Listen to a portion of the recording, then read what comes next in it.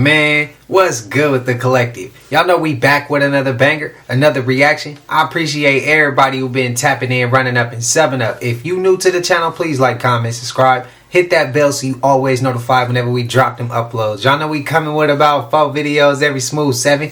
And this is for entertainment purposes as well. And when you like and comment and subscribe to the channel, helps Collective grow, helps Collective get bigger, helps more people who like this type of content tap in with this content. But I appreciate y'all again, man. If you watch it on your TV or whatever the case is, I wish it was smooth 7. Might be a trigger warning or 2. I hope not. Bring back a little bit of a longer video. I know y'all been wanting that. I know y'all love those. So I'm looking out today. Make sure I'm going to try to come out with longer videos even more often. Like, I'm talking about consistent as I don't know what. But with no further ado, man, y'all know what it is. Let's get straight to the video, man. Let's go. Eliminamos vários ministérios da máquina pública. E ao mesmo tempo, nós não vamos parar por aí. Já estão encomendados. Deixa eu pedir uma pastilha. Já estão encomendados estudos para eliminar. Chega, é muito. Já estão. Told y'all the veil is gone. We in a time where energy cannot lie. These low vibrational beings are entities being exposed left and right. That thing could not get it together. Did y'all hear the laugh at the end? Like, go back and rewind that shit. Like something out of a movie. This is not no laughing matter, sir. Or it. We watched an actual vibrational breakdown right in front of our face. His voice didn't glitch. It shifted. Frequency slipped and then something else slipped through. Something was not quite human, if you ask me. I know nobody asked me, but I'm going to tell you anyway. Entities that mask themselves in human skin have to work overtime to maintain that vibration. Remember, I told y'all, Earth's frequency is rising as well as our frequency. Because of that, those masks and illusions are cracking. It's like trying to keep a low vibrational radio signal active on a high vibrational channel or station. Like what we saw there, eventually something gonna get exposed. But when that thing's voice morphed, because that wasn't no technical issue, it just shows the vessel couldn't hold the illusion no more. And the people in the room gave it away. Everybody went silent like, what is going on? The lady was so mean. She jumped back so quick like, what the fuck? This is why we see more glitches, strange behaviors, eye shift, and frequency slip. No longer in a frequency match with the inorganic. Again, the veil is thinning and everything hiding in plain sight will no longer be able to hide. Not for much longer anyway. We in the times of come out wherever you are. Interesting times. That's all I have to say. Y'all get in them comments and let me know your thoughts. As always, peace, love, and light, and gratitude for watching. Look at that. All the way up there. The symbolism everywhere. This is the Brooklyn Museum. The Brooklyn Museum. This place is gigantic. We are just inside of there. You can see down in there, it's all brick. All brick pillars underneath there, okay? All brick pillars underneath there. This place is huge. It is loaded full of artifacts. Art is fact. Art is fact. His story, history, his story. Look at this thing up here. Of course, we can't go all the way up, but that's all Greek and Roman pagan deities. It's all Greek, Roman, pagan deities. We're gonna head up here. This one's pretty wild, y'all. Pretty wild. Look at that. What do we got up there? Sword.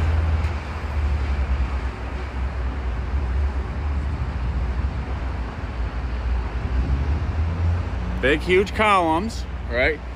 There's more of that keyhole pattern all in through there. Seashell deities, clams, oysters, scallop shells, oyster shells. Goes back to Venus, right? What do we got up here? There's an anchor, a peacock, keyhole pattern, the earth with the wings. Wow, I mean, look at that. Of course, I can't get over there. Freaking huge. Gigantic. Look all the way down there. All the way down there. I mean, look at the head at the top.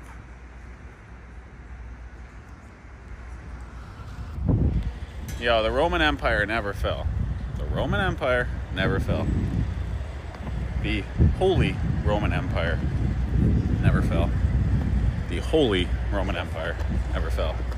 This is all Greek, Roman, pagan deities. And there's Knights Templar crosses and everything. Egyptian, we just read about them combining Greek mythology and Egyptian mythology under the Roman Empire. Look at that. I mean, come on. Look at this.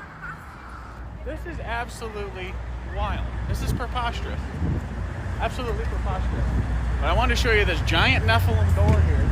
Look at this giant Nephilim door. That door, I wish I could stand under it. That door's gotta be 20 feet tall. Spade pyramid, seashell deities, right? Big columns. I mean, this doesn't even do it justice. Look at all that detail up there. More over there. Look at that. Keyhole patterns all the way through it. Absolutely wild. Alright, so that must be who, the names of them must be who they're supposed to represent. Maybe, I'm not trying to assume, but she's got a laurel crown on top of her head. He's got a book. There is one of them over here. Yeah, that one right there. She's got two heads. She's holding heads. I mean, and this goes way down under. That's all brick down in there. It's all brick down in there. It's incredibly wild. This is incredibly wild. Yeah.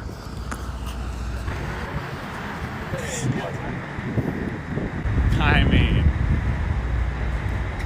what do y'all think? What do y'all think? Tunnels all underneath us. All nothing but tunnels underneath us. Big dome. Big dome.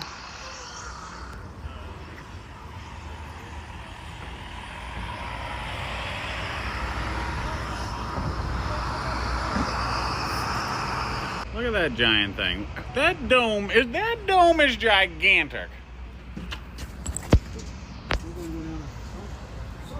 Right here by this. Going down and check out this tunnel down here. Woo! The subway's right below us. Subway is right below us. Alright, so we're back in here. And what do we got?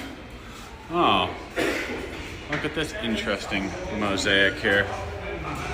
Interesting down in the tunnel. Look at that.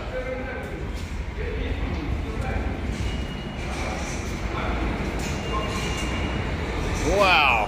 Does that look like, what's that look like? Griffins? Dagon tail? Dagon tail? You can hear the subway. Venus? Pineal gland? Pineal gland? Look at this stuff. Down in the subway. All down in the subway.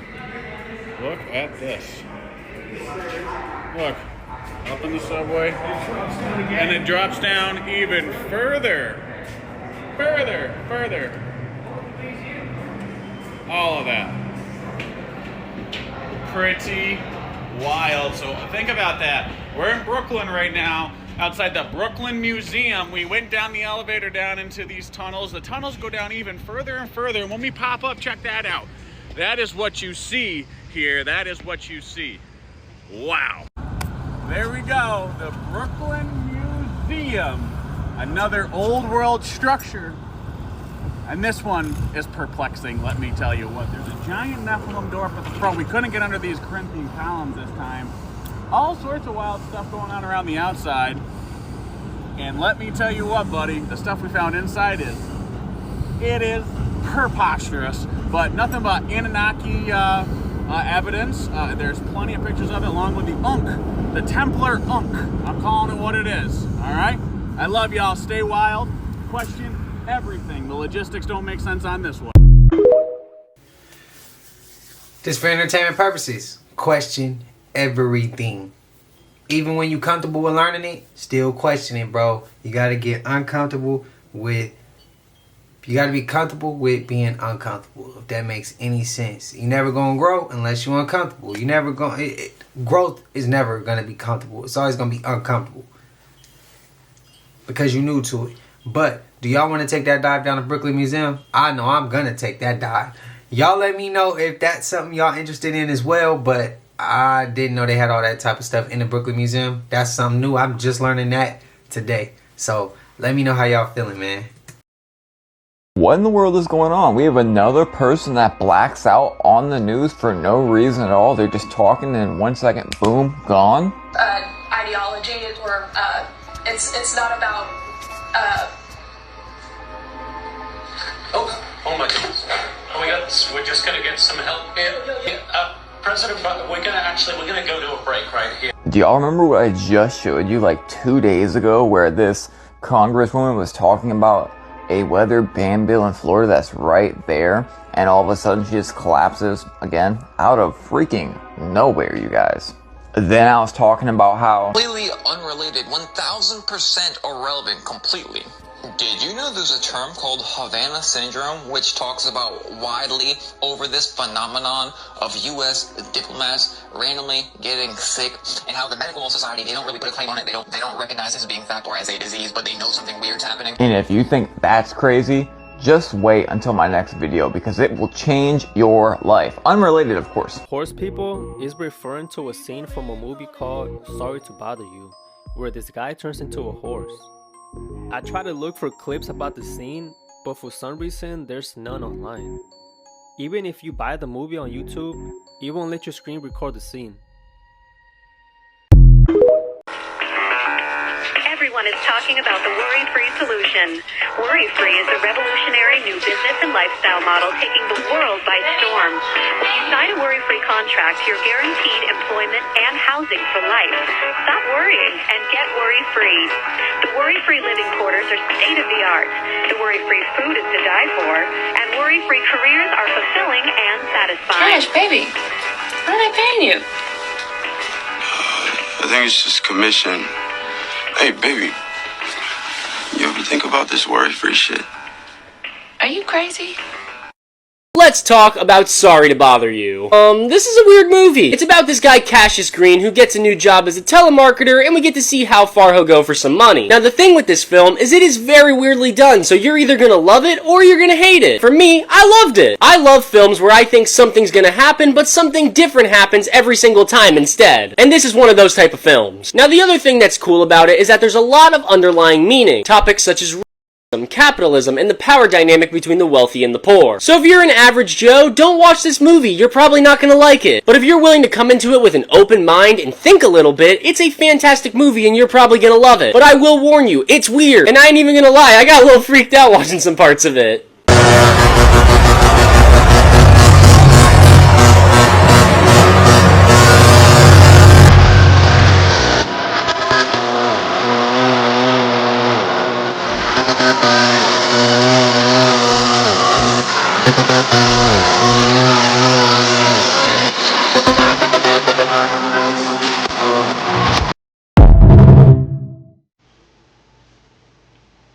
Is it me?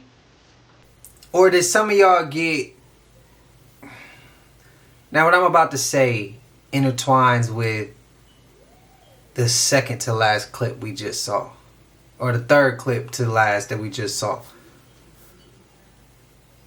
When he's watching that TV and it says worry free and he got all those people living in one dormitory type scenario. I'ma just go ahead and say, I think that they about to try to play glue team, pretend that shit, get us to, they're gonna open their doors, they're gonna get us to run up in there, and that's what it's gonna turn to. Limit the least people as possible to get into those places so they control more people. If it's more people, if it's a lot of us, they're not gonna be able to control all of us, so they gotta limit those numbers. Eliminate the numbers. Y'all get what I mean? For entertainment purposes. Then I think stuff that we just saw right there in that clip in the club, I think that was predictive programming. And I think that was part of what Glue Team is going to look like. Or Do y'all is that too far of a reach? Is that too far of a reach? Y'all let me know. This how you know something ain't right. Atlanta just was shaking, y'all. An earthquake hit outside the city. A 4.1 earthquake. Atlanta, where earthquakes don't happen, just felt the ground shake, the dishes rattle, the walls shake, and them people was losing their mind. They froze up like, what is going on? Y'all see this? This is what people were saying when they felt the earthquake. They can't believe it. They like, in Atlanta? An earthquake? Hell nah. But it's not just Atlanta, y'all. We've been experiencing wildfires, floods, crazy ass storms, strange clouds. I'm talking blue rain. Just the other day, purple rain. What the is really going on? At this point, the planet is really trying to tell us something. People is just not waking up to see. Some call it climate change. Some call it nature. And then others is whispering the signs of the time. You can call it what you want, believe what you want, draw your own conclusion, but we all feel it. The world is shifting. The message is loud and clear. So y'all prepare, protect what you love, and stay prayed up. That's facts, bro. Damn. Call me dumb, yeah, but I don't understand how this works. So this is below, and there's buildings and houses, then there's a bridge. And on this bridge, there's buildings and houses on top.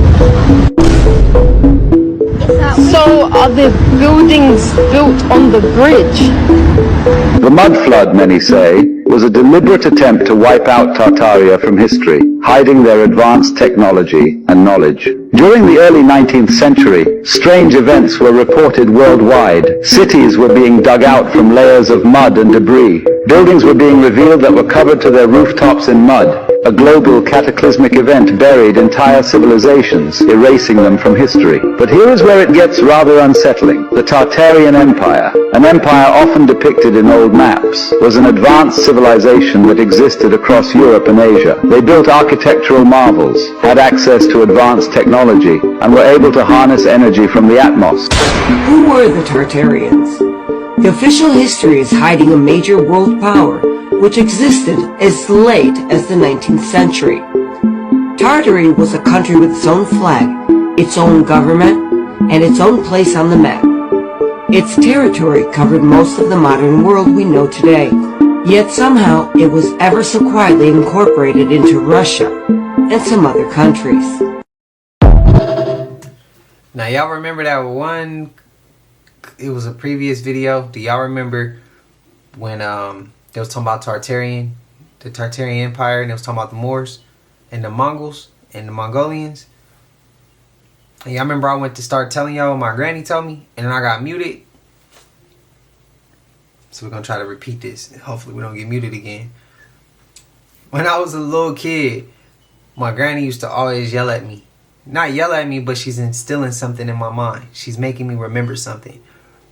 And I can't tell you how this even came about, but I remember her telling me, my dad, she was like, this exact word she used to use. My daddy was Mongol. My daddy was Mongolian. My daddy's daddy and his dad also worked on, and she would start talking about all these different architectures. And she would be like, and he always wanted me to remember that our family helped build the Great Wall of China. She used to say that. And the crazy thing is, remember when I asked y'all, I said when we had resets, did our families forget what had happened in the past? Like, how was they able to reset everything and our family don't remember? Now, when I remember my granny telling me this, I bring it up to my moms and my grandmother, and they hit me with a look like, oh, I forgot all about that. She did say that. And it blows me away that I'm helping the family remember some things that they forgot about. And my granny used to always say, you better not ever forget this. My daddy used to tell us, we need to remember this. Don't forget it. Don't forget it. And she used to be yelling at me, though.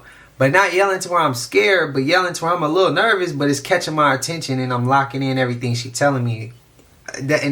That's what I said in the video previously, but it got muted. So, but yeah, hopefully this time it doesn't. We just trying to follow YouTube's guidelines for entertainment purposes. None of that is true. Some of the things that convinced me that we live on a non-rotating, mostly flat Earth. First off, our constellations have never changed. If we were truly being hurled through space chasing around a giant fireball, why have the constellations stayed the same for over 5,000 years? Globers, if you want to hold on to your illusion, I'd probably scroll now because this is about to get interesting. Polaris, the star that's associated with God, never moves. All the stars revolve around Polaris. Flight manuals explicitly say to treat the Earth as if it's flat and non-rotating. If you watch weather balloon footage of balloons that are sent up by everyday people and not the government, you can clearly see that the sun and moon are local and that the horizon is completely flat. You can clearly see that the sun is local as well as the moon, and you can see that it is a flat plane.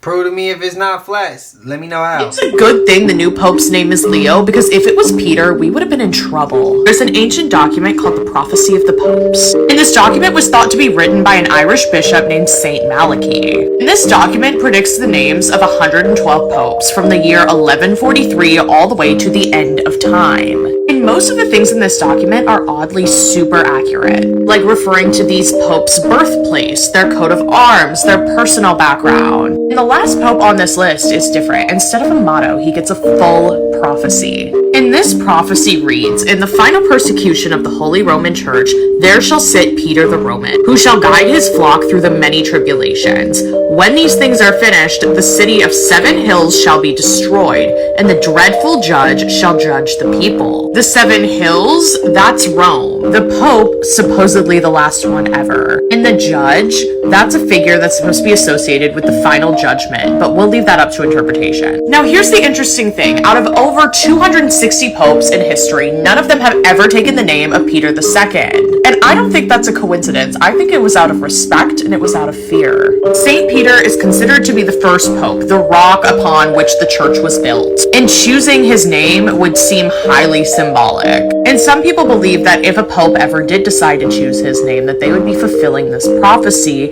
and the end of an era. This prophecy only lists 112 popes, and Pope Francis was 112. So a lot of people thought that he was going to be the last pope in the prophecy. And since his name wasn't Peter, that the next pope would be Peter. But now we know his name is Leo, so for now at least, the prophecy is unfulfilled. Come over here for scary videos. Is that a reach to y'all? So Elon Musk breaks his silence and he is finally speaking up about the sun. He is warning y'all about the great solar flash that is to come. And not just that. Meanwhile, you have Florida's senator passing out. Why? Well, because Florida skipped spring and jumped straight into blistering summer. Have y'all been seeing the wildfires lately, y'all? This is a warning for what's to come. Eventually, all life on Earth will be destroyed by the sun. The sun is gradually expanding. And so we do, at some point, need to be a multi-planet civilization because Earth will be incinerated. I'm hearing this for the first time. No one's ever told me the sun is going to burn Earth. This is a disputed fact. I didn't know this was our destiny, to get roasted by the sun. Yes, and I don't think there's anyone who would disagree with that. So, Governor, forgive me. I've got to sit down because I am not feeling well. Hey, we got you. Yeah, I always say when these people are talking to the public, they are talking to their people, meaning the NPCs, the people who are part of the Moon Matrix hologram. Because the indigenous people who were part of the original Matrix before the New World Order is still going to be here. And yes, the New World Order was them coming in and installing a New World Order because we had the old world before they got here. And then no surprise as to why you have Senator, like the movie Sinners was telling us, right? Senator ill, Liana, right? And they're all falling ill. You can't make this stuff up. The universe is speaking to us. And then just to add insult to injury, they have a melanated man grab her and say, I got you, I got you.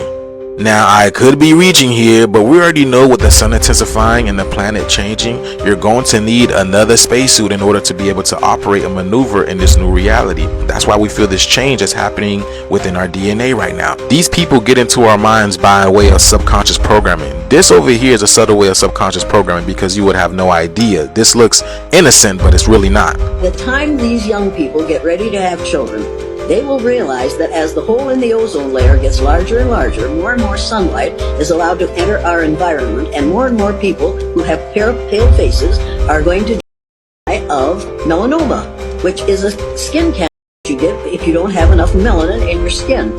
Let me tell you, people of color are going to be very much in demand for reproduction in the future. And mark my words, you're laughing now, but you wait 20 years. You won't even have to wait 20 years, because they're going to see that if they want their children, their grandchildren, and their great-grandchildren to survive, they're going to have some melanin in their skin. That's the way it's going to be. This is going to take care of itself. Now, I see some comments. I seen, was it Shane Vibes, I think his name is. I said he one of them families, he can't come to the cookout, he can't come to the house because he ain't giving up the sauce, he ain't giving the gems. He gatekeeping. I don't give a damn what he say. He can't put it on the internet. Bro, we all put this shit on the internet. You put that on the internet, you just bullshitting right now. But besides that, I said he can't come to the crib. And a lot of y'all agreed that he shouldn't be able to come back if he ain't giving the sauce up. And then somebody else in the comments said Conscious Juice shouldn't be able to come back. He be reaching too much. And I see countless comments, and y'all always say this, Conscious Juice be reaching. Spam it up and let me know. Let me know. Even when he said that, I already knew it was the comment. I knew the comments was coming. Open the floodgates. I know y'all coming for him. I know it's coming. But how y'all feel about that last clip? I never knew that shit could even happen. Let me know how y'all feeling though. Is that a reach as well? Spam it up. First time I'm hearing about like how she's putting it, I'm like, I mean, I've heard it a little bit, but not like this. If you have a deficiency of, can't say all the words, but yeah, I never heard all that. Let me know. What if I told you that I know exactly what the Grand Canyon is? Would you believe me? And I know exactly why it looks like petrified flesh and has all the signs of petrified living tissue. And then I showed you what the veins of a bat's wing looks like and what the Grand Canyon looks like. What I found right near that area. Look at this outlined in red wing, torso, and head, even down to its molars and jagged teeth. There's a dragon there, and the Grand Canyon is that dragon's petrified veins. Try to tell me I'm wrong. Try. Now, to the uninitiated to my dragon post, go check it out, but quick recap. Here is the whole dragon in red. I outlined it in blue. What I found later is the wing actually comes up and around. The head, here's the head. They even call the mouth the Black Dragon Reservoir and Black Dragon Trailhead or Canyon. There is a dragon there, and the entire Grand Canyon is its petrified vein. And just so you can see the comparisons again. And yeah, the Grand Canyon, you can't explore all of it, just like you can't explore Antarctica, because there's all sorts of hidden things there that they don't want you to know about, cultures that existed there that they don't want you to know existed there. But the bigger secret, the biggest secret of the Grand Canyon is what it actually is. And you try to tell me that's not the head of a giant dragon, and that you're not looking at its neck, and that this entire thing here isn't its wing and its veins. Try to tell me. Try. Oh, and of course, I'm just joking. This is all for entertainment purposes, just like to make you guys laugh.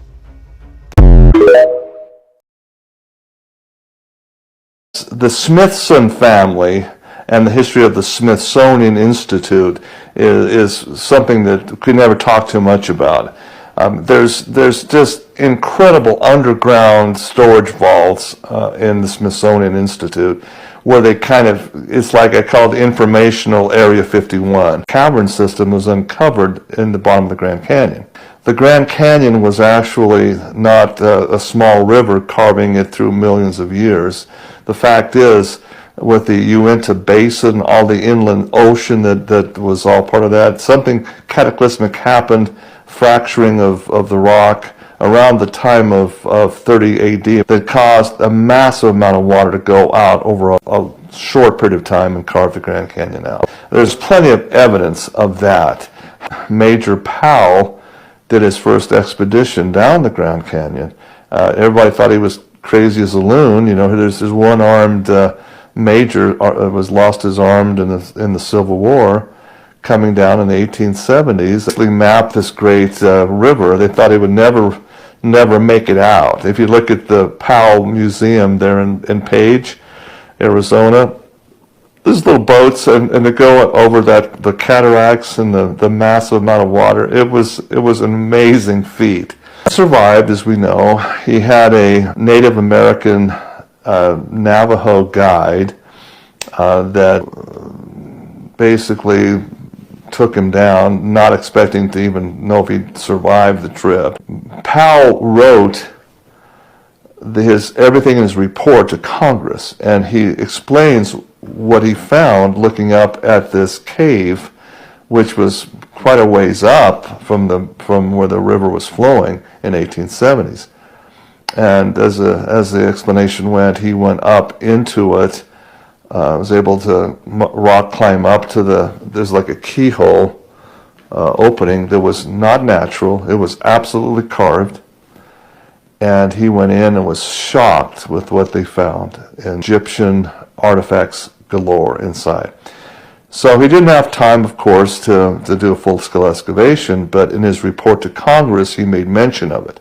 Well, that, of course, garnered the attention of the Smithson family, and the Smithsonian Institute sponsored a second trip through, this time loaded with photography equipment to document what was in there. And so the Smithsonian Institute went in there and, my goodness, took all kinds of pictures. And instead of going on down the river, they actually hiked up to the top of the rim and went overland from there to map that out. Okay, that's part of the unknown history of the early expeditions of the Grand Canyon. A guy named G.E. Kincaid, who is an employee of the Smithsonian Institute, he's survives the Great War, comes in, and he's funded by Smithsonian to go back in cavern system. So Kincaid does that, goes in under the disguise of mineral exploration, prospecting, okay, and he locates the exact same Powell cave, goes in with his photography equipment, and brings out a massive amount of precious metal artifacts. Comes up over the top. He's so excited about what he's found, he makes a press front page headlines. Amazing find in the Grand Canyon. News articles on my blog, which was all from, again, the Smithsonian Institute.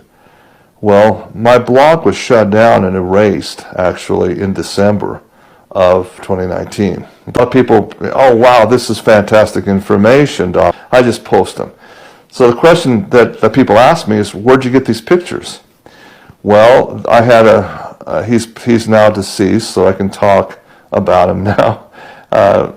A friend named Dr. Melvin Laney in Washington, D.C. had high-level security clearance, and he had full unfettered access to the Smithsonian's archives.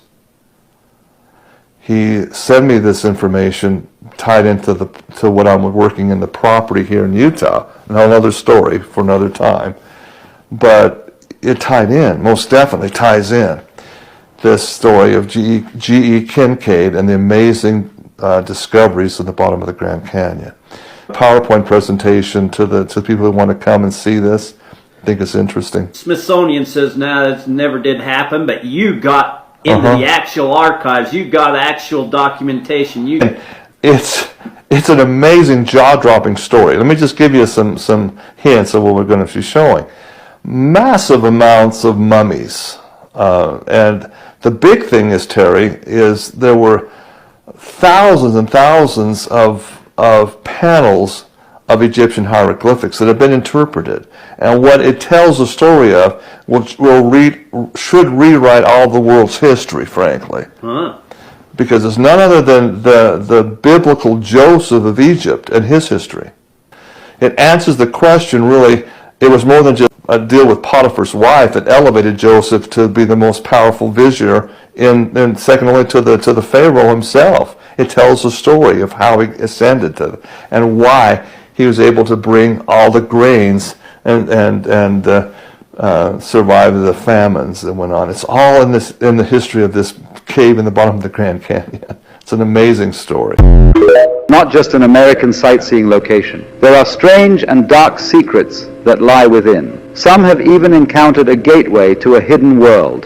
In 1909, the Arizona Gazette, an expedition funded by the Smithsonian. This expedition was led by a man named G.E. Kincaid, and he discovered an ancient underground city within the Grand Canyon. But here is where it gets interesting. This city was filled with artifacts from ancient Egypt, hieroglyphs, statues, and even a pyramid. How did ancient Egyptian relics end up in Arizona over 5,000 years ago? Is it possible that they had access to flight? But it gets even stranger. The Smithsonian seized all the artifacts and shut down any further exploration, which led to 90% of the Grand Canyon being restricted till this day. The canyon is home to numerous hidden caves and tunnels, many holding ancient treasures and technologies. Many adventurers used to report seeing strange lights and sounds coming from these depths. The Hopi tribe, a tribe native to the region, speak of sacred underground cities known as the Sipapu. These cities are believed to be gateways to the underworld, holding powerful energies that should never be disturbed. All this makes us wonder, what else is hiding in the Grand Canyon? What else is hiding in the Grand Canyon? A 500-year-old ice wall map has just been discovered, and this might be the best one yet because it fits a lot of the missing pieces together that we've had for a while. Now look at this. This is supposed to be Antarctica, but it's all green because it was 500 years ago, and it was at a time when the world was much warmer and there were no winters anywhere. And there's so much detail. These people, they drew exactly what they saw. And they saw all these creatures on these other continents, and this relates to the the flat earth German map from the 1940s that they used when they went out and discovered what was going on in Antarctica, and they mapped it all out. And this relates exactly to that map, and this even has Agartha right in the center. It actually shows the continent there. And this is the flat earth German map from the 1940s, which shows where they went out on expeditions back then to Antarctica, and they mapped out everything that they found. But since this is almost 500 years later compared to the other map I just showed you, these other continents are now frozen over by ice sheets because everything freezes over time. But I don't have an animation to show how that works. But this map right here is supposed to be a moon map reflection, and that is just the moon. They say that the moon acts like a map to everybody on Earth, and this is a reflection of everything, and it shows where all of our continents are. It's really hard to explain without animation, but I just saw a lot of similarities between this map and the other one, and no one has pointed this out yet. And this is the highest resolution image that I could find of this map, but if you look closely, if you zoom in, you'll see all these different kind of creatures. That looks like a dinosaur. How'd they even know those existed 500 years ago unless they actually saw them and all these other type of creatures that used to be around? It kind of proves what I've been saying this entire time about all these ancient creatures that the medieval people wrote about. They wrote about exactly what they saw, and these had to be real, otherwise we wouldn't have so many stories about them. What if, when they say that this plane, this flat plane, let's say that, was a warmer place once upon a time, and now it's a colder place? What if it became a colder place because the elites took over, or the 1% took over, and they trying to expand out, but the colder it gets, the harder it is for them to expand because it's too cold? What if that's the reason? I'm just asking. You know how the universe works. The universe always works on our side, not theirs. Y'all know how it works.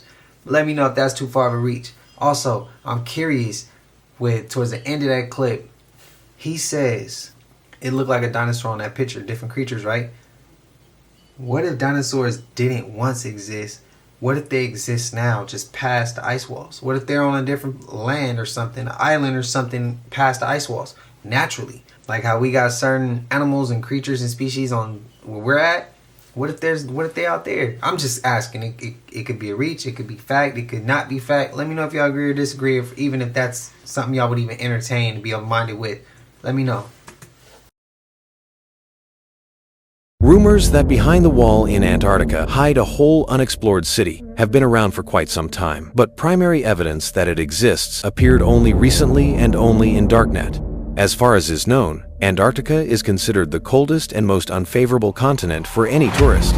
Monstrous wind gusts that literally knock people off their feet and impassable snowdrifts limit any travel for ordinary people. However, at the same time on the continent is located to an insane amount of equipment, of military and scientists from different countries. And such activity in Antarctica is not without reason. Everyone knows that there is an ice barrier, the length of which is thousands of kilometers. In some places of this barrier, there are tunnels where you can sail freely even on a huge ship. And just like that, they are very strictly guarded. And secretly from us, there's still work going on and something is being studied. However, these vague shots, which accidentally leaked into the network, shocked many people. This is not a Polar Explorer's base as it seems at first glance. When the video was brought as close as possible and the blurriness was removed, it was discovered that the footage showed a real ice metropolis. I don't know if I hope that's real. Yes, please tell me about the lands after Antarctica.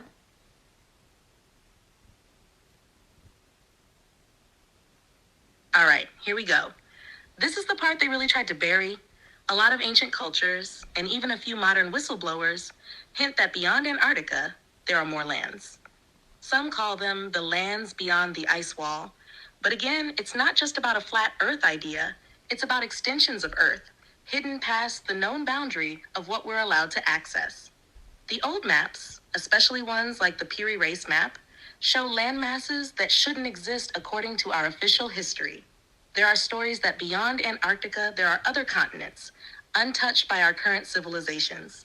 These places could be where ancient beings, lost civilizations, or even a different version of humanity still exist, waiting for a time when the veil lifts and the world expands again. Some of the ancient traditions even describe these lands as the real Earth, saying that what we experience here is just a small section, almost like a training ground.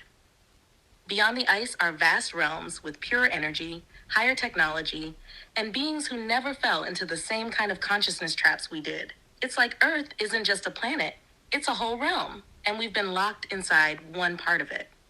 The firmament, Antarctica, and all the treaties are part of keeping us boxed into this tiny corner until humanity is ready to expand again. And honestly, I feel like the fact people are starting to remember and question, it means we're getting close to something big. Do you want me to also tell you what I've picked up about how those lands are hidden? Like energetically and physically? Because that's a whole other layer that makes it even crazier. Yes, please.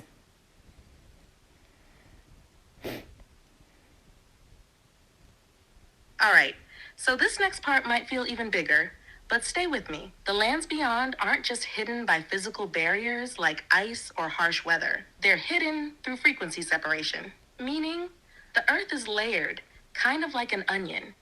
But instead of physical layers stacked on top of each other, it's different frequency bands wrapped around the same space. So Antarctica acts like a physical gate, but also an energetic one. There are frequency shifts happening at the outer edges of our world. And unless you're vibrating at the right level, meaning your body, your mind, your consciousness, you literally can't perceive or access those next lands.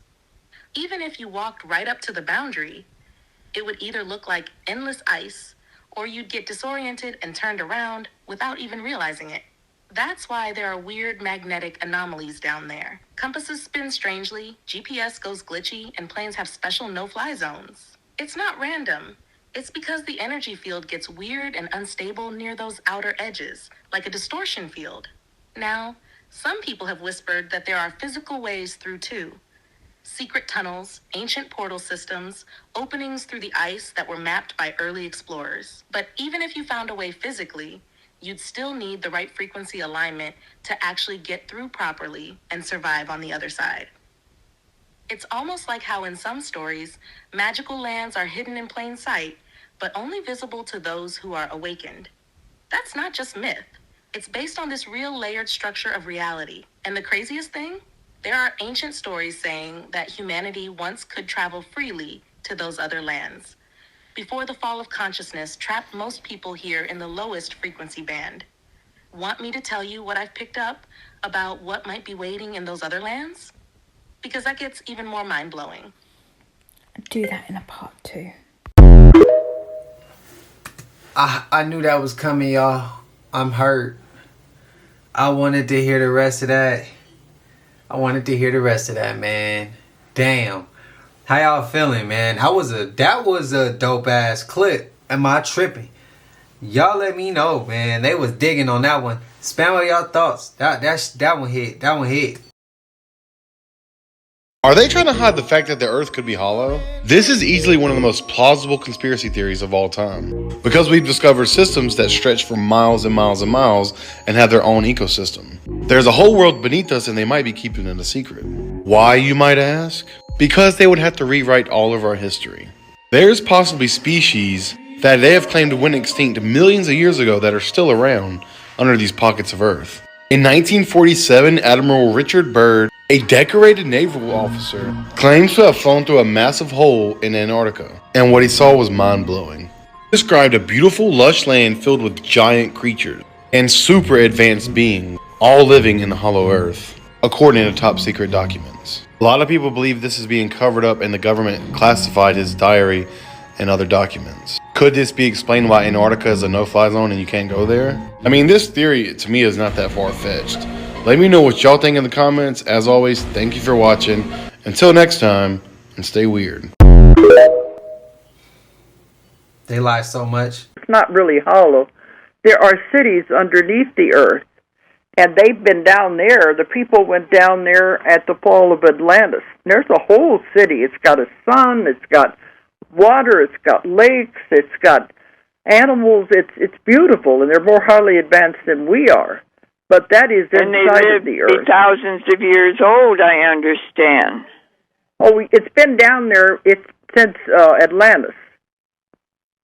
The survivors of Atlantis, some of them went into the hollow earth.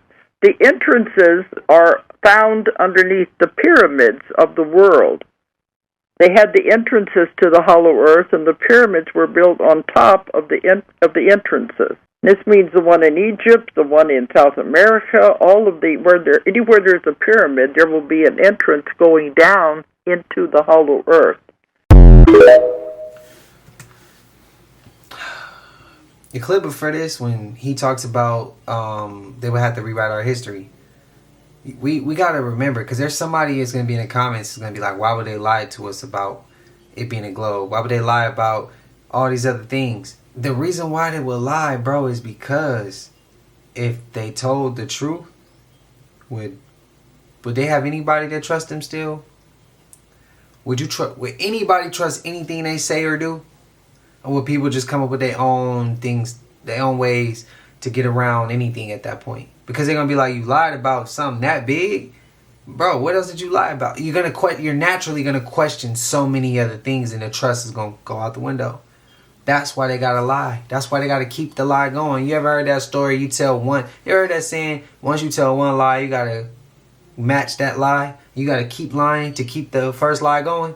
That's what I feel like they doing. That's what I feel like. Let me know if I'm tripping. These people inside the hollow earth have been living there for 2,500 years. There is one continent inside the earth and one ocean. Their capital city is built around the original lost Garden of Eden. The vegetation grows like a paradise. The people live to be up to 800 years old. They communicate with telepathy.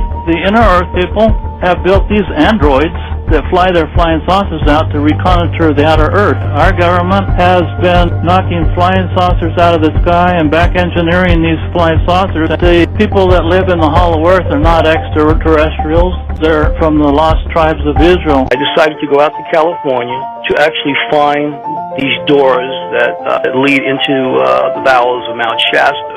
There is a civilization that lives underneath that mountain in a crystalline type of a city, through the years, there's been stories of them coming into town with gold nuggets to buy things, and then all of a sudden they mysteriously disappear. I've also seen UFOs in Mount Shasta. They found another advanced world just outside of Antarctica. They don't want us going there. Once you understand, there's more land beyond Antarctica. What's another word for more? Extra. What's another word for land? Territory. Put that together in a word, extra terra. If somebody came from the extra terra outside of Antarctica, we might call them an extraterrestrial from the outer space. There's a huge hole under the ice and a road going down into it. That's huge. When you can compare it to the curvature of the Earth, you can see how massive it is. This is some kind of entrance into the inner Earth. Why aren't these pictures being shown to the public by NASA? There could be a breakaway civilization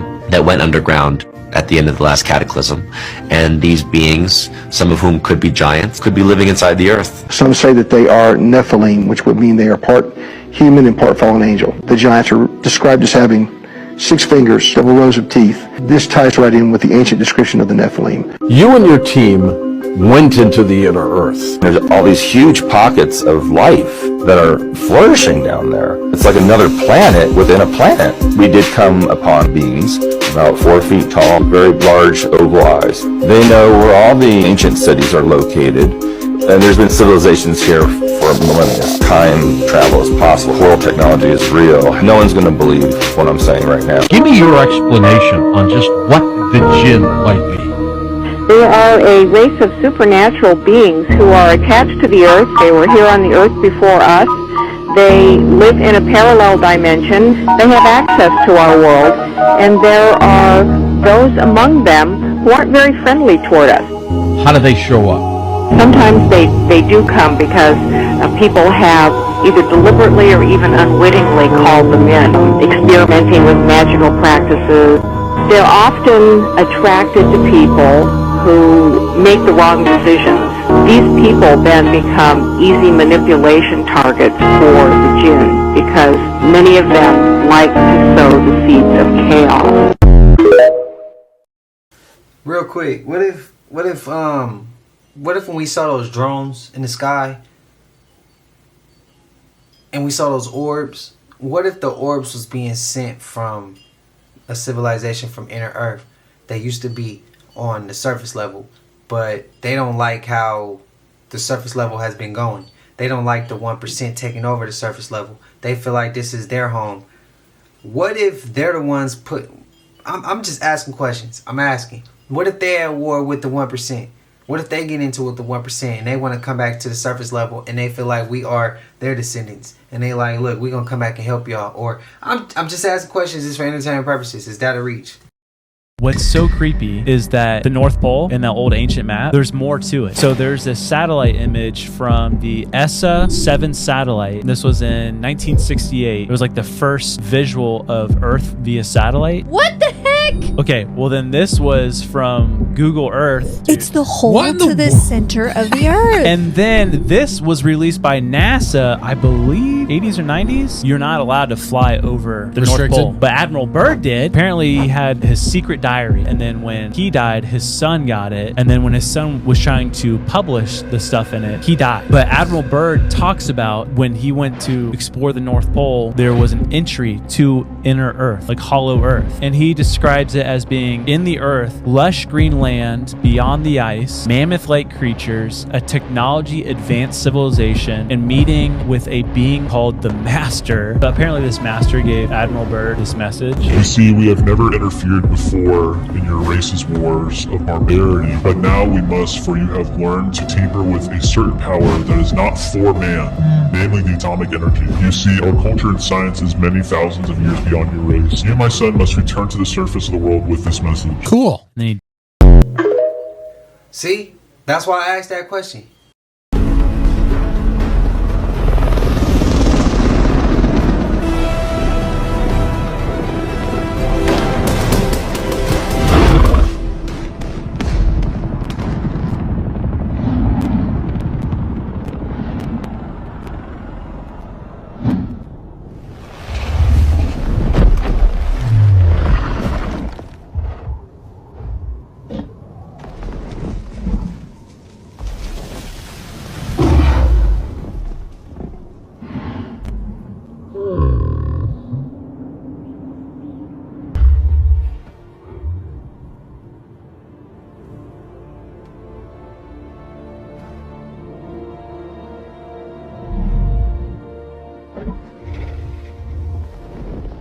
It's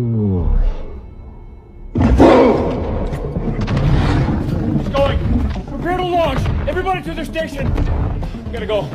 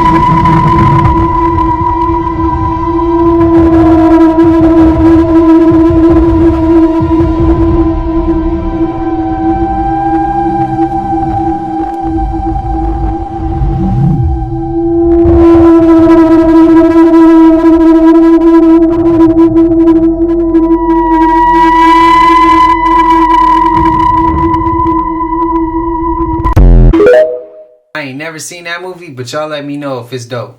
And if it's worth a watch. What if the devil didn't knock? He just left a box in your neighborhood. The first time it showed up on our block, it didn't come in no dealer's hand. It came in a government van with no plates. It was 1985, South Central LA. Summer fading, heat still hanging off the concrete like a warning.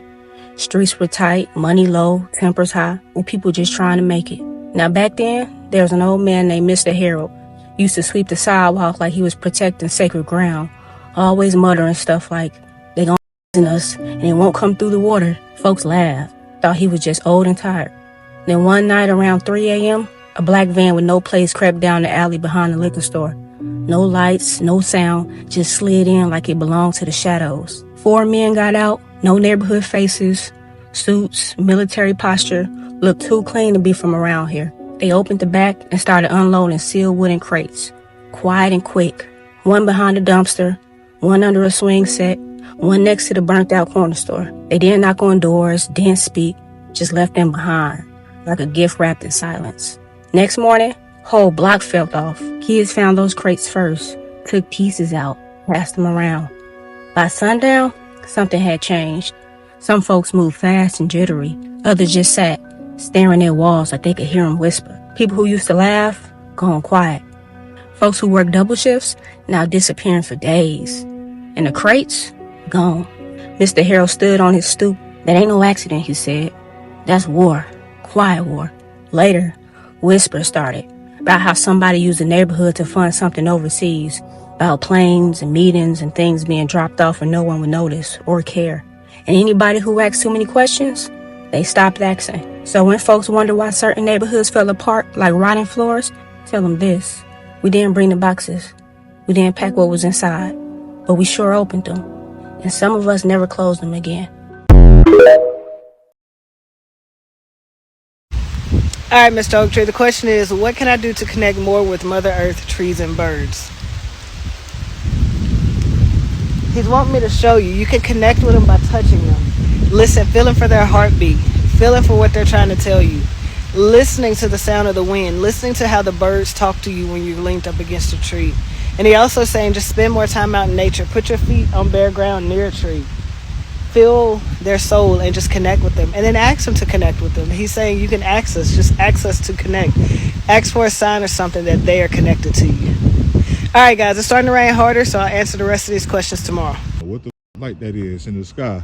This nigga talk about it's an alien. Look, it's another one, nigga. Look, it's a second one. It just popped up out of nowhere. Cause it's alien. Now come on. Man, nah, I need to make sure I get this. I need to see this.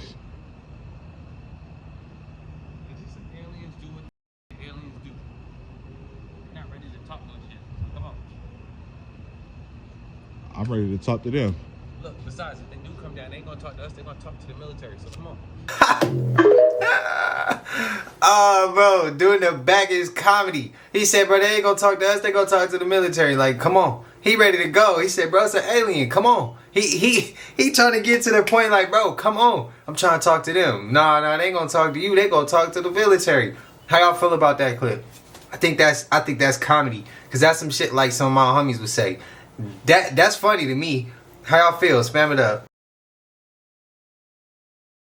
Hundreds of agents, seen different things, different types of craft, orbs, small triangles, big triangles. I've gotten, eyewitness reports, statements from agents that have told me that they've seen other things, including, openings of portals even on some of these cameras. I beg your pardon? So agents have told you they've seen portals? Portals opening in the sky. Like, no, somebody gonna have to help me understand how in the this one video gets 7 billion views.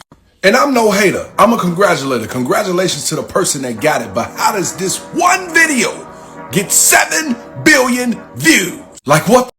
You see it right there. 7 billion views. And I mean, this video is like 7 seconds long, but it got 7 billion views. The only video on TikTok that has that many views. Most of the creators out here struggling just to get 1,000 views, and you're telling me one video got probably more views than half of the mothers on this site? Sign me up and tell me what the hell I gotta do to get 7 billion views. But then again, if a motherfucker gets 7 billion views, is they gonna pay that shit out? Probably not. They probably say the shit is unoriginal content as they normally do. But 7 billion views? Sheesh. Mind you, I've never seen this video on my FYP at all. Some of y'all probably ain't seen this motherfucker neither, but go search it. When you see it, you'll be surprised. 7 billion views. Check the comments though too, because if the comments ain't nowhere like the way it's supposed to balance out a little bit, it's always gonna be way less than their views. But you gotta check the comments too.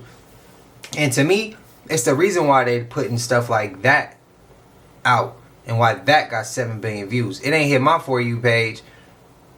Well, it did. Clearly, his video hit my For You page. But the thing that's killing me about that is we got real life shit going on out here, and that don't even got 7 billion views. And the crazy part about that is there's some people who I used to be able to react to that now I'm no longer following them on TikTok. So when I see their content again, I gotta hit. And how I see their content, this is crazy. Y'all send it to me. And then I'll see it and I'll be like, oh, let me follow that person. Because it shows that I'm not following them. That's the crazy part. And I'm like, bro, I gotta like, we know this is what it is. They don't want certain shit out there.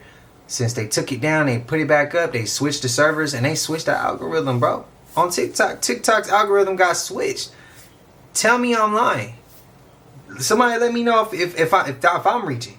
Are Gen Xers mean? No, we are not mean. We're just the last generation that was raised by streetlights, not smartphones. We were raised in a time when other adults could hit us. Hard. Teachers, coaches, nuns. It was legal and expected. Laughing too loud was disrespectful. Asking too many questions, that was considered talking back. We were told to sit down, shut up, that we were to be seen and not heard. Our parents didn't play with us. We played outside until the streetlights came on. We drank from the hose, burned ants with magnifying glasses just for fun. No therapy, no phones, no one checking in. If you got hurt, unless you were bleeding out or had a visible break, get over it. Fractured something, you'll be fine. We raised ourselves and our siblings. We didn't learn gentle parenting. We learned survival. You call it attitude, we call it boundaries. You call it mean, we call it not putting up with BS. If we do snap back, it's not to be cruel. It's because we learned early on, be strong or get steamrolled. Mean is passive-aggressive, hurtful, and tears people down. Strength, it holds the line. There's a big difference. Yeah, we're protective because we had to be. So no, we're not mean. We're just the ones that you want on your team when things go sideways. We don't start drama, but we certainly will show up to see if we need to finish it. This is the Motherland Call statue in Russia. Allegedly, it was built between 1963 and 1967 to memorialize or remember the fallen Russian soldiers in the Battle of Stalingrad in World War II. Now, I don't think we actually built this, or they built it in 1963. I think this statue is a remnant of the Tartarian civilization that they don't teach about in the history books. They hide that history. And they don't want you to know because it has implications that would shake a lot of people. So look at this statue. This right here is an Attack on Titan size statue. Look at this lady. And this is constructed out of concrete. She's holding a sword, which is metal, but this is concrete. According to the fake information on Wikipedia, the way they built this was they created a metal cast from scratch, the same shape and size of the statue, and they poured concrete into the cast to make this perfect statue back in 1963. Okay, that's cap, guys. That's cap. And they're saying that this statue is 290 feet tall, from the base of her feet to the tip of the sword. And if you look at these people next to this statue, you can tell this is bigger than a football field. A football field is about 360 feet, roughly. Look at the size of this lady. Do you really think they built that in 1963? It's cap. Look at those people down there. Can you see those people? They're trying to tell us that that is the size of a football field. Look at those specks, those people down there. Just look at that lady's arm. That looks like a real arm. You mean to tell me they made a metal cast and poured concrete into it to create that arm? Look at that hand. Look at those fingers. This is a Tartarian statue. And who knows who this lady really was in the Tartarian civilization? Who knows who this lady is or what she represents for real? They had to explain away why this statue was here, and the World War II Battle of Stalingrad was a perfect reason for that. This is fake history. This is not real. They did not build that in 1963. All right? And of course, they have construction photos. So if you notice in this construction photo, the statue is already built. The sword is already in place. And all they're doing is putting scaffolding around a completed project so they can take photos to sell the lie in the history books. Because they have to explain why this huge, out-of-place, Greek-looking Attack on Titan statue is here. So they have to create the history around it. All right? They lie about it. And remember, the Photoshop is very powerful. It's a very powerful tool. They can add and subtract anything they want. Another construction photo where the guy's he's just climbing on it. And there's another dude over here under it, just hanging on, acting like they're building stuff. They're not building jack squat. They're not building nothing. This one is just for scale. Look at that dude. Look how small that dude is on that lady. Okay? That's a Titan. That's a Titan. Why do they need to build it that big? Look at the magnificence of this. Look at the creases and the folds in this lady's gown thing. Look at it. It's blowing in the wind. There's no way they built that in 1963. And I know people are like, oh, well, they built skyscrapers and stuff. A lot of those skyscrapers in New York and some of these cities are Tartarian skyscrapers. People think that those construction photos are real. It's just dudes hanging out. Like, a lot of these buildings around and statues and stuff are from Tartaria. You need to look up Tartaria. And any construction bros, drop down in the comments and let me know if I'm tripping. If I'm tripping, I'm tripping. But to me, this doesn't look like they built that in 1963. And that sword is metal. And in 1972, they said, oh, you know, we replaced the sword with a higher quality alloy because the other sword wasn't as good quality. Do you have proof of that? Of you putting that sword into place? We didn't build that. This is a Tartarian statue, guys. So the point of this video is to get you to open your eyes and question the history. The history is going to be capped. Don't trust anything that you hear. Anything that you hear in the history books, most of it's going to be capped. And they don't want you to know what this really is. Who is this lady? In the Tartarian civilization, who was this lady? We'll never know. Because they're never going to tell you the truth about this lady. They're never going to tell you the truth about, you know, the last reset. That was probably in the late 1600s or 1700s. They're not going to tell you and what it means and all the implications it has on history and the timeline. They don't want you to know any of that stuff. Question everything. Do not believe the mainstream. All they do is lie. Jesus, Holy Mary, Mother of God, pray for our sins, now and at the hour of our death. They do not have a warrant.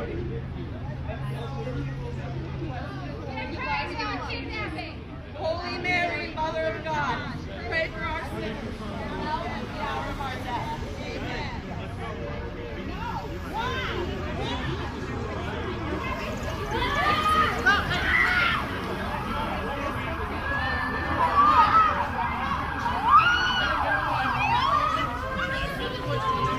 Stop!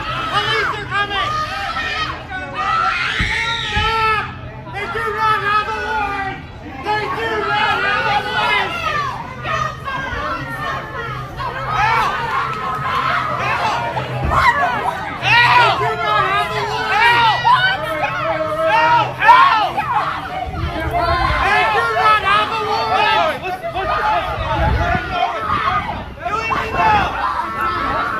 You do not have a warrant!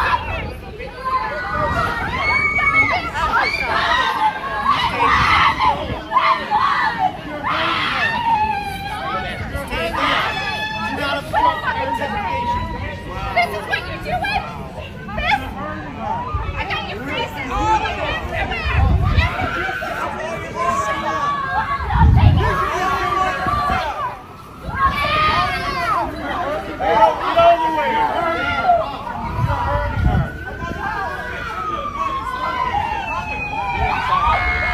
What's the police aiming with a gun and ice on Wall Boulevard?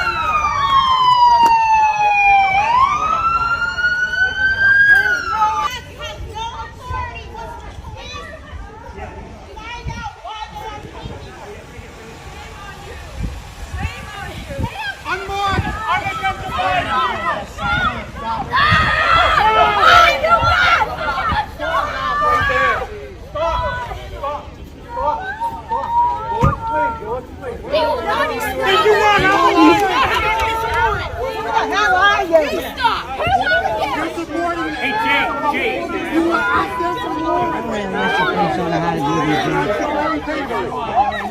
No warrant!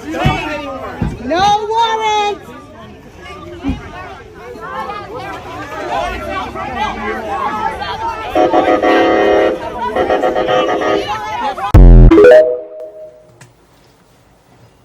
You know, it's for entertainment purposes again, man. Y'all know there's still children who ain't been back with their families, right? From the first time that this type of stuff was happening. Now, I know there's kids who was violated while they was in those camps separated from their family, right? And you know that, like, some of those things that they went through, that shit forever. And that type of stuff, like, ain't easy to heal. You get what I mean? And it happened at such a young age that they gotta live with that. And I feel like people who ain't never been violated or close to being violated shouldn't speak on how people feel, or shouldn't speak on that topic like they so confident in some shit, you know, about as if they experienced that. Because if you ain't experienced it, you can't tell somebody how to get through that. That's how I feel. On top of that is, yeah, this shit reminds me of something that's previously happened in history. Like I said, this for entertainment purposes. Also, when I see this, it make me ask the question, like, not even ask the question, it makes me realize that there's one thing that they are afraid of, and that's, if you see how that community just came together quickly, imagine if they was, y'all let y'all mind wander where it want to wander, but just imagine if we came together and then let your mind wander from there. However it want to go, you free to think how you want. But that's what something they're afraid of. That's why they was calling so much backup, because they know it's only so much they gonna get away with before everybody say enough is enough, and nobody cares about what the hell happens next. And we in survival mode. That's what they're afraid of. Let me know if that's a reach.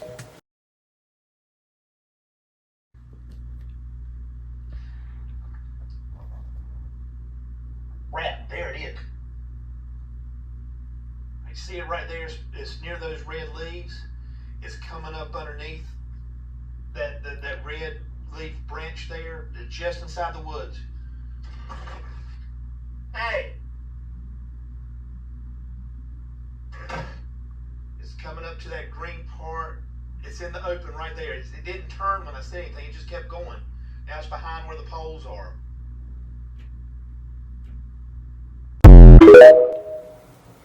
Yeah, I saw that. I saw it. We need to understand the invisible realm as more real than the visible realm. Everything that is visible was created out of the invisible.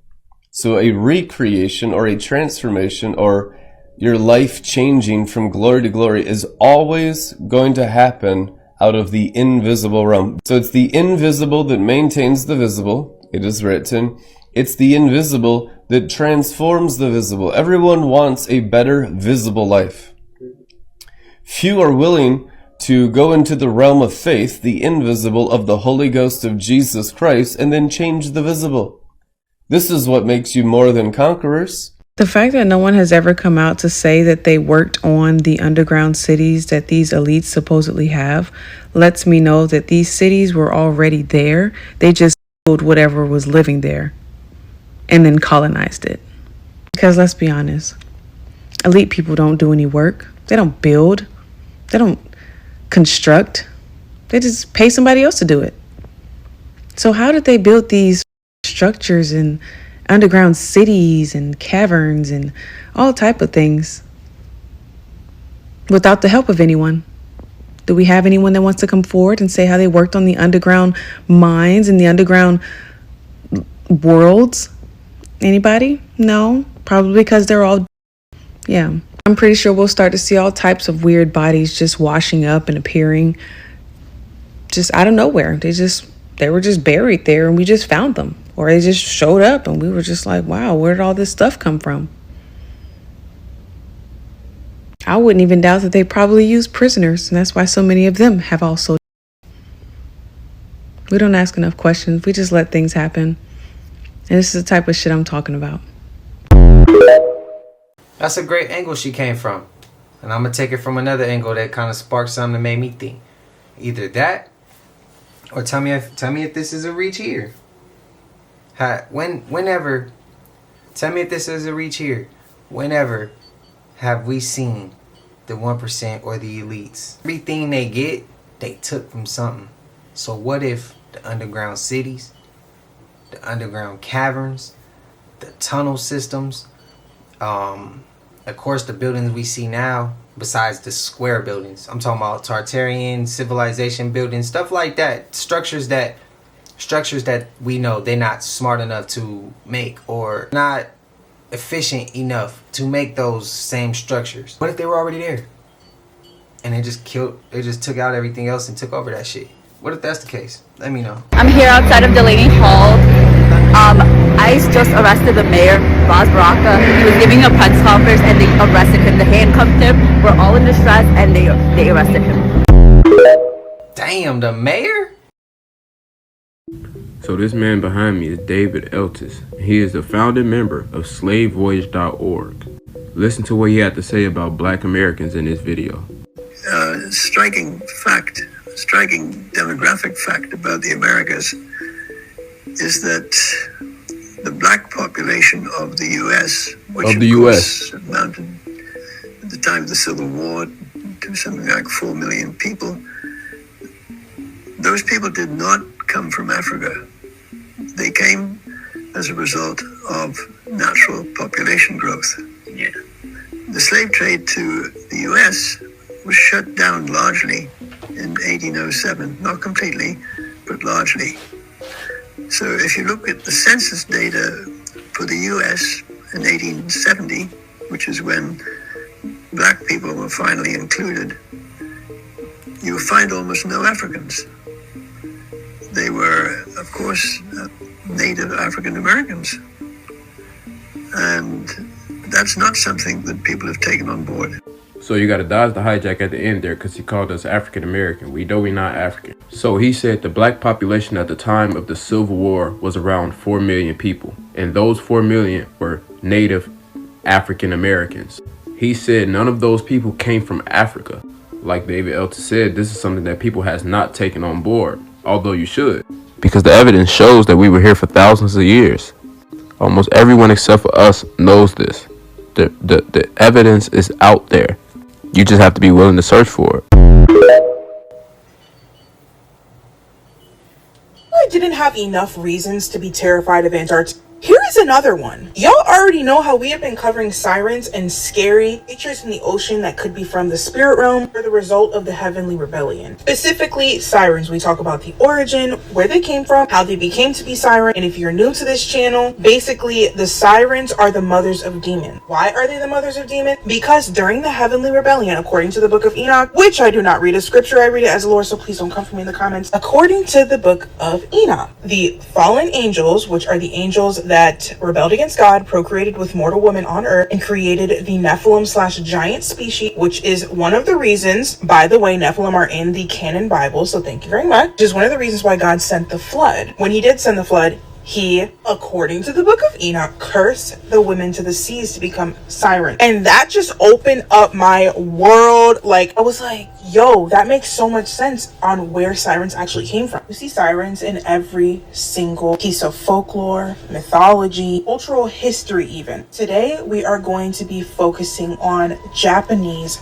lore. Japanese siren is called the Ningyo, which I can get into in another video. We aren't going to be talking about the Ningyo right now. We're going to be talking about the Ningan, which according to Japanese lore is a humanoid, scary sea creature found where? In Antarctica. So you're telling me we don't have enough to be like, first we got Admiral Byrd flying into Antarctica, calling it the Operation High Jump, basically proving to us that there is a giant ice wall out there, saying that he actually found lush Greenland on the other side of the ice wall, comes back, tells the world, mysteriously unalive. Not even a year and a half later, NASA was formed. I don't have proof on this, but apparently NASA started off exploring the sea, got scared, and created the whole space idea, which brought up the theory that space is actually in the ocean because of certain portals, because we are in a firmament. And the Antarctica Treaty was made where everybody in the world came together, all the countries, the United Nations, and signed this treaty called the Antarctica Treaty, prohibiting self-exploration of some parts of Antarctica. We can agree on that, but we can't agree on a way to fix world hunger, you know? Anyway, then we got the giant massive holes that scientists keep on finding. I don't even want to know what's in there. Then we got the ancient rivers found in Antarctica, and the scientists said that it's clear that something prehistoric has emerged from them. Y'all could look that up, fact check it. Now, you're telling me there's Ningen too? Listen, I don't put nothing past nothing. I will wholeheartedly believe that this is somewhere in those deep, dark, icy... Hold on. I'm gonna make it real dark in here to freak y'all out. I'm gonna make it smaller. Yeah. And I'm gonna put the spooky music on there to freak y'all out, because if I'm freaked out, you're gonna be freaked out. As if there wasn't enough things for us to worry about. And it's even said by certain people that supposedly have seen Ningen that they can sometimes look like this. Mind y'all, it's supposed to be 20 to 30 meters long. Look at how big it is compared to that person. Look. What if it's just like some crazy species of siren? Oh my gosh. Okay, now I'm going too deep. Now I'm doing too much. I don't know, y'all. It's just a little bit crazy that it's specifically in Antarctica. Have y'all heard about Drake's Passage? Which is a passage where all the oceans connect. So like the Pacific, the Atlantic, I believe. I know how y'all like to tussle. I'm not sure if it's the Pacific and the Atlantic, but most of the oceans connect in the Drake's Passage, and you have to go through the Drake's Passage to get to Antarctica on a cruise. And it's literally the scariest thing ever. Look up the Drake's Passage, and you are going to be like, I would never get in a boat and sail that ocean. Just to what? Go to Antarctica and see some Ningen? I ain't gonna see no penguins. I'm probably gonna get swallowed up by the dark waters. Anyway, the Lord says that I shouldn't fear. So I'm still gonna stay here though. As always, y'all, make sure that you like and follow and comment down below what you think. I ain't gonna lie, collective. These clips, y'all sending me down it. One of the causations is that the British royal family has been flat-lie royal since 1840. Explain that. Flat-lie royal means illegitimate, not allowed on the throne. So, from the Battle of Waterloo, the British royal family lost all their money and they've been funded by the Rothschilds in exchange for breeding rights. So the Rothschilds had the breeding rights to the British royal family from 1819 to 2019. So what was the purpose of the Rothschilds needing this? The British royal family were virtually bankrupt from 1815. So the Rothschilds funded the British royal family in exchange for the Rothschilds breeding the royals. So the whole British royal family are Rothschild Batards, and Batard is the royal name for bastard.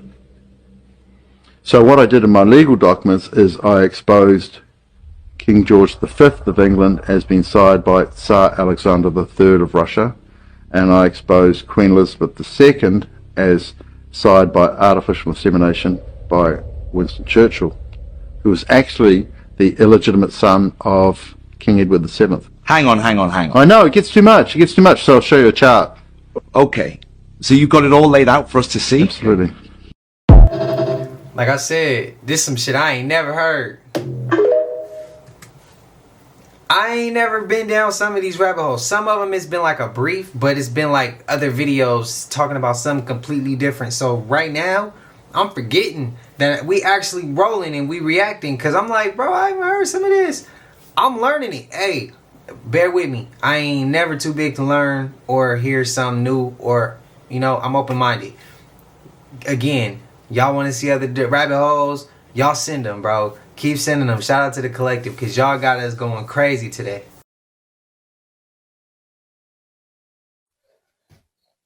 I tell you, they shooting everything they got at the firmament to get the hell out of here. Either flood this place or get gone. What am I talking about? Blue rainwater all through the South. Texas seeing it like crazy. They don't know what it is. I'm trying to tell you, it's going crazy. If some of y'all down there on the southern parts, get you some and scoop it up and keep it. Get you some of that blue rainwater and keep it. Let's figure out what it is. Y'all gotta think instead of just, you gotta be light on your feet. What y'all think that is? Listen, rainwater just coming right around along the same lines where they keep shooting rockets at. All down that area. Peep the play. Whatever gonna happen, it's gonna happen sooner than we think. So what I'm about to tell you now, I guarantee you there are thousands of people on TikTok charging for this information, so just listen. Now I intend for this video to reach absolutely every single person that it needs to, and that includes you. Now I don't do this for likes and comments, I only wish to help others So if you think it can help others too, what I ask of you is just to please share it. I'm going to teach you right now the best times to manifest and why it is the best times to manifest. And this will essentially allow you to manifest the things that you truly want in your life. And understand that I do this every single day of my life religiously. Now listen carefully. You, whether you know this or not, are a spark of the divine creator's light within a human vessel. Just understand what that really means. You are a co-creator of your own reality.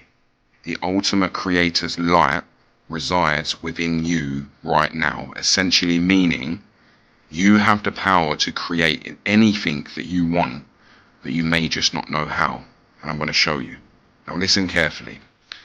The only way you can manifest the things that you want is by changing your internal frequency to match the frequency of the things that you want. And I'm going to show you exactly how to do it.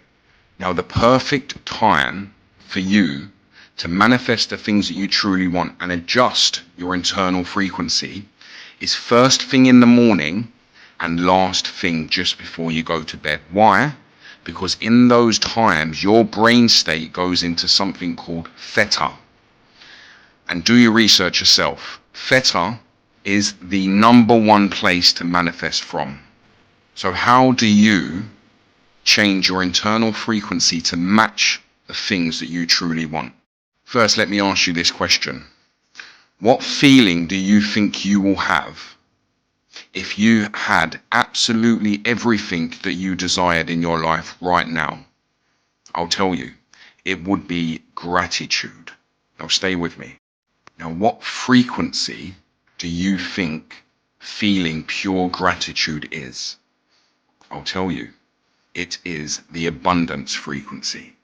Now, once you are vibrating internally at the frequency of abundance and love, you are then a magnet to the things that you want. Now, this is how you change your internal frequency to love and abundance so you can match those frequencies. You get a piece of paper. Now, on one side of that paper, you write 10 things that you would be absolutely devastated if you lost when you wake up tomorrow. 10 things that you are so grateful for you would never want to lose. On the other side of the piece of paper, you write 5 things about you that you truly love, that you would love to see in every single person that you meet. Now, you read these every single day upon waking up and every single night before going to sleep. What this will do over time is the gratitude list is going to change your internal frequency to abundance. The list of the things that you love about yourself will change your internal frequency to love. What do you think is going to happen over time when your internal frequency is vibrating at abundance? Yes, you're going to draw the things that you truly want into your life, because abundance and gratitude is the exact same frequency that you would have as if you was a millionaire. Now, you have to do this every single morning and every single night. Do this for 7 to 14 days straight religiously. And then come back to me and tell me the new things that you have attracted into your life. You know, I do this because I truly love you and every single other person. And so many people have told me that I could open up an online academy and charge money for this information. But you know what? I would never in my life take any money from anyone to help them. I will continue to help and I will never stop. And it's all thanks to the divine creator. I love you. Have a wonderful day. NC 3521. Appreciate you, bro. For real, for real. Appreciate you. Cause see, I did the 369 method and I've been doing it since 2023. I've been doing it since then and I have not stopped. I don't miss either. I do it every single day. 3 times in the AM, 6 times in the afternoon, 9 times at night. And I also do it with my frequencies. Mainly I turn the frequencies on during the night when I'm like in the shower. And then that's when I go ahead and do my 9. Y'all let me know if it worked for you. If it doesn't work, let me know if this it's something you've been doing, or if it's not something you've been doing. Because me, I'm just now hearing about this part of it. The tree, putting your hand on the tree, hand on the heart. I knew about that one. Being able to listen to the wind, listen to the birds, how they match your energy, things you thinking, you gotta listen. You gotta really listen, because nature speaks to you. And the 369. But this one right here is new to me. Y'all let me know. But y'all know he made it to the end of this. And if you haven't already, please like, comment, subscribe. Hit that bell so you always notified whenever we drop them uploads. Y'all know we coming with about 4 videos every smooth 7. And this is for entertainment purposes as well. And when you like and comment and subscribe to the channel, helps Collective grow, helps Collective get bigger, helps more people who like this type of content tap in with this content. Even if you're watching on your TV or whatever the case is, I wish you a smooth 7 as well. And until I see y'all in the next one, y'all know what it is. We gone. Ay, yeah, I just check my account. Sheesh, at the amount. You probably know what I'm